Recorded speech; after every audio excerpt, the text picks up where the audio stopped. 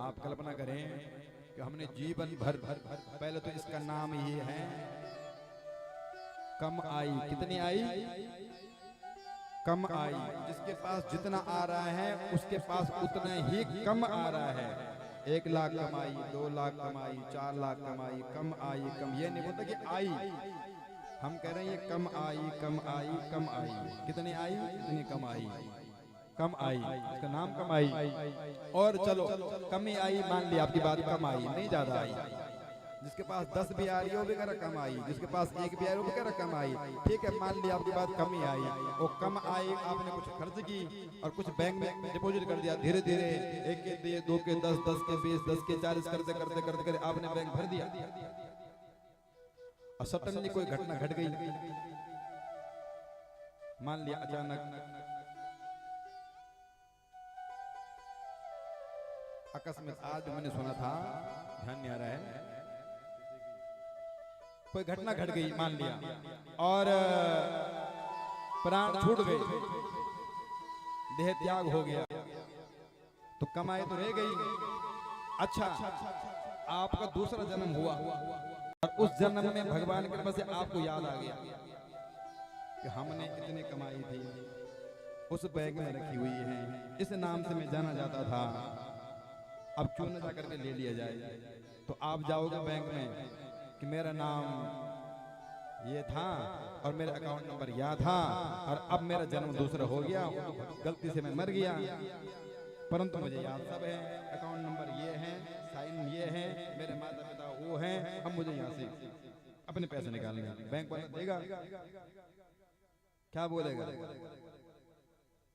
कुछ न कोई ना कोई चाल है, कोई ना कोई षड्यंत्र रच रहा है, ये तो बोलेगा। इसलिए नहीं ज्यादा जबरदस्त करेगा, भैया हम प्रमाण दे रहे हैं, हमारे पिता का नाम, इतने पैसे थे इस बैंक में। वो बोलेगा प्यार से निकल रहा है या फिर बुलाऊं गनमैन, यही बोलेगा। तो फिर किस बात की कमाई? और उतने ही में यदि आपने हरे राम राम राम हरे हरे, हरे कृष्णा कृष्णा कृष्णा हरे हरे। पराये लोग कहते हैं कि जो है माला हाथ में लेके चलते नहीं है, फिरते नहीं है। भगवान नाम आप किसी भी अवस्था में कर सकते हैं, शास्त्र छूट देता है। एक होता है गुरु प्रदत्त मंत्र, जिसको कि एक नियमित तरीके से जपा जा सकता है, एक प्रॉपर स्थान बना करके, एक मर्यादित ढंग से। पात्रता का भी ध्यान रखना होता है, पवित्रता का भी ध्यान रखना होता है।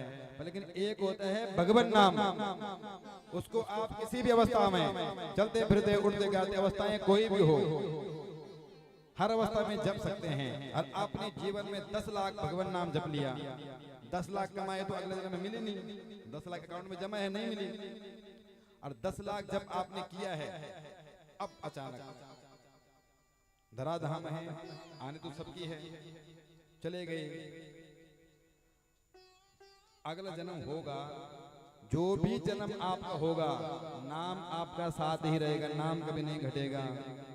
बल्कि मीरा की तरह पायो जी मैंने राम रतन धन पायो, पायो जी मैंने राम रतन धन पायो जी मेरे, राम रतन धन पायो, पायो जी मैंने राम रतन धन पायो, पायो जी मैंने राम रतन धन पायो।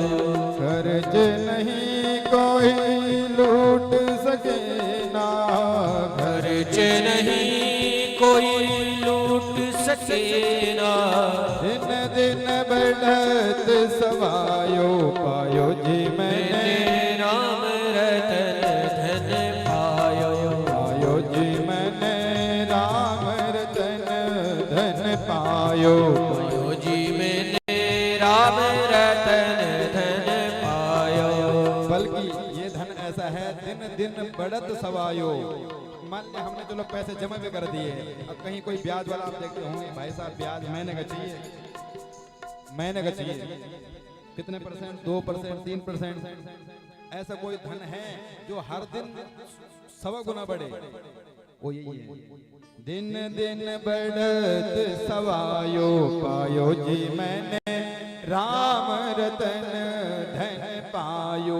एक धन ये ऐसा है जो एक महीने में नहीं, 10 दिन में नहीं, हर दिन 100 गुना। 100 नाम जप किए, कल वो 100-200 हो गए। दिन दिन राम की महिमा तो नाम राम भी नहीं वर्णन कर सकते हैं। और 100 गुना तो यही दे रहा है, 100 गुण बढ़ के मिल रहा है। और इस जन्म में नहीं, जन्म आपका कोई भी हो, किसी रूप में भी हो, मान ले कि हम इंसान थे, हमने जो है इतना नाम जप किया और गलती से मान ले हम किसी और, क्योंकि 84 लाख योनियां हैं, जरूर नहीं कि अगले जन्म मानव का ही मिलेगा, हो सके कहीं कुत्ता बनना पड़ जाए। और हमारे पास नाम की पोटली है और कोई गलत कर्म भी हो गया, मान लिया, तो उस कारण यदि हम किसी और जन्म में चले भी गए, पशु बिल्ली चूहा आदि बन भी गए, कुत्ता ही मान लिया बन गए, लेकिन इस नाम के प्रभाव से बनेंगे तो जरूर वो, परंतु बनेंगे कोठी के, वो वहां भी नहीं छोड़ेगा। जिस जन्म में आप हो, जिस लोक में आप हो, जिस योनि में आप हो, मान लिया पक्षी है, मान लिया कुछ भी है, तो उस जन्म में उसका पुण्य आपको जरूर मिलेगा, नाम का पुण्य। जबकि बैंक बैलेंस इसी जन्म में, इस जन्म तक है, सिर्फ जितना भी कमा लो, जैसे भी कम, इसलिए कहते हैं जो सबसे बड़ा जीवन का धन है, सबसे बड़ा जो पुण्य का की बात है सत्संग, और सबसे बड़ा धन राम नाम। जितना हो सके जीवन में हमें पहले तो अपने स्वरूप का बोध करना होगा, ये होगा सत्संग में। और इसके बाद हम पहचान लेंगे कि जीवन का लक्ष्य क्या है, वास्तव में क्या लक्ष्य है। वास्तव में एक तो है कि चलो किसी ने बता दिया, ठीक कर लेते गुरु जी।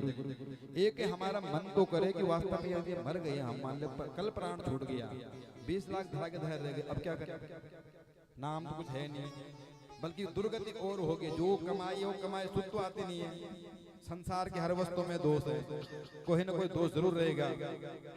तो इसलिए चिंतन करें, सत्संग हमको यही सिखाता है कि क्या लाभ, जीवन का लक्ष्य क्या है और हम कर क्या रहे हैं।